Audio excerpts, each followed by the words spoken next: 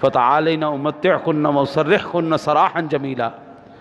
لیکن پھر یاد رکھو مال تو تمہیں مل جائے گا، دنیا کی دولت تمہیں مل جائے گی، ہر چیز مل جائے گی، لیکن پھر میرے نبی کی صحبت نہیں ملے گی. آج آپ دیکھ لیں جتنا انسان کے پاس پیسہ اور مرتبہ آتا چلا جاتا ہے، انسان اسلام سے دور ہوتا چلا جاتا ہے، اسلام سے پیچھے ہٹتا چلا جاتا ہے، دور ہوتا چلا جاتا ہے. اب جتنی بھی ایلیٹ کلاس ہے وہ ہاتھ ملائے گی، اب معانقہ کرے گی، گلے ملے گی، مر جائے گی، ہاتھ نہیں ملائے گی.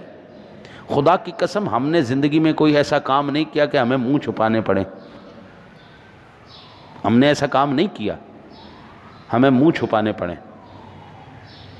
ہم نے الحمدللہ حضور کی غلامی کر کے ایسا کام کیا ہے کہ ہم زندہ بھی منہ کھول کے ہیں اور مرنے کے بعد بھی ہمارے چہرے کھلے ہوں گے اور ہم مسکراتے ہوئے اس دنیا سے جا رہے ہوں گے.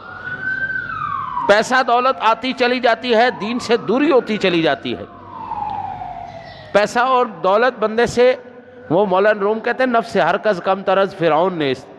ہم فرعون سے کم نہیں ہے، فرق اتنا ہے ہمارے پاس پیسہ اور حکومت نہیں ہے، ورنہ آج ہمارے پاس پیسہ اور حکومت آ جائے پھر ہم آپ کو بتائیں گے کہ وہی 2017 کی بات ہے نا جی، جو ناموس رسالت کے مجاہد کہلاتے تھے اور دعویٰ کرتے تھے کہ ہم جناب حکومت کو ہلا کے رکھ دیں گے.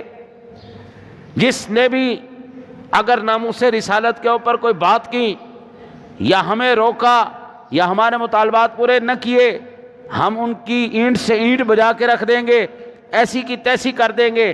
اب پھر انہوں نے ہی 4 شیڈیول لگائے کہ نہیں علماء پہ، اٹھا کے جیل میں پھینکے کہ کیوں؟ اس وقت اقتدار نہیں تھا، پیسہ نہیں تھا، اب اقتدار آ گیا، پیسہ آ گیا. قرآن بھی یہی بات سمجھا رہا ہے، 2 چیزیں کٹھی نہیں ہو سکتی، صحبت رسول، عشق رسول، محبت رسول، پیسہ اور حکومت، یہ چیزیں کٹھی نہیں ہو سکتی. آپ کو چاہیے یار ایمان سے بتاؤ اسلام کی ابتدا کہاں سے ہوئی ہے؟ امیروں کبیروں سے ہوئی ہے؟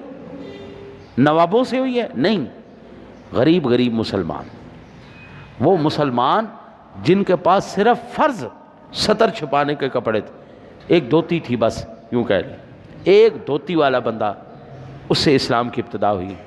آج ایمان سے بتاؤ صرف انہی دھوتی والوں کے پاس، انہی کمزوروں کے پاس، انہی غریبوں کے پاس، اسی مڈل کلاس کے پاس، اسی لوور کلاس کے پاس حضور کا عشق، محبت، پیار، الفت ہے یا ان کے علاوہ کسی اور کے پاس ہے؟ اللہ ماشاءاللہ اوپر کی کلاس میں کسی کے پاس عشق رسول ہو، دعوے کے مطابق جو وہ دعویٰ کر رہا ہے اس کی دلیل بھی اس کے پاس ہو. خدا کی قسم سلطان عبدالحمید کے دور کے اندر، خلافت عثمانیہ کے دور میں، جب سلطان عبدالحمید کے سامنے یہ فرانسیسی، اس وقت بھی یہ فرانسیسی، میں تو گالی بھی دینا توہین سمجھ، کیا ان کو گالی دیں؟ کس جانور کی گالی دیں؟ ان کو بندہ کتا کہے تو کتا کھڑا ہو کے کہتا ہے میرا کیا قصور ہے؟ میں نے کوئی ان کو کہا تھا؟ میں نے تو حضور کی گستاخی نہیں. وہ خدا کی قسم دنیا میں کہ کوئی جانور کا نام ہی نہیں میرے ذہن میں آتا جس جانور کو پکار کے میں ان کو گالی دوں. یہ تو جانوروں کی کیٹیگری میں بھی فال نہیں کرتے، یہ جانوروں سے بھی بدتر ہے، اور جانور بھی حضور کے غلام ہیں. یار میرے آقا کریم علیہ الصلوۃ والسلام کی بارگاہ میں گدھا آ گیا اور کہنے لگا یا رسول اللہ میری نسل میں 60 گدھے گزرے ہیں جنہوں نے انبیاء کرام علیہ السلام کی خدمت کی ہے، انبیاء نے سواری کی ہے، آقا جی مجھے بھی قبول فرما لیجئے. حضور سرور کائنات صلی اللہ علیہ وسلم نے اس گدھے کو قبول فرمایا اور اس کا نام یعفور رکھا، ہرنی کا بچہ، ہاں کودنے والا. اور وہ عشق رسول کے اندر اتنا عشق رسول میں وہ گدھا بھی، میرے پاس الفاظ نہیں، دراز گوش کہہ لیتا ہوں. وہ یعفور حضور کے عشق میں اتنا مگن ہو گیا، اتنا غرق ہو گیا کہ حضور کریم علیہ الصلوۃ والسلام کے وصال کے بعد اس سے حضور کی جدائی برداشت نہیں ہوئی. مدینے کی گلیوں میں ٹکرے مار کر مدینے کے کنویں کے اندر چھلانگ لگا کے اس نے اپنی جان دے دی. اگر سمجھ میں آ جائے تو بات گدھے کو سمجھ میں آ جائے، نہ سمجھ میں آئے تو انسان کے بچے کو بھی سمجھ میں نہ آئے۔ یہ فرانسیسی دنیا کا کوئی جانور بھی نہیں ہے یار جس سے میں اس کو مثال دوں، یہ اس وقت بھی انہوں نے توہین کی تھی۔ سلطان عبدالحمید نے کہا تھا یا تو توبہ کرو اور معافی مانگو، یا پھر تمہارا حل ایک ہی ہے کہ سلطان عبدالحمید زندہ ہے، تم روئے زمین پر نہیں رہ سکتے۔ سرکاری سطح پر جب تک گستاخی نہیں کی گئی ہمارا کوئی مطالبہ تم سے نہیں تھا۔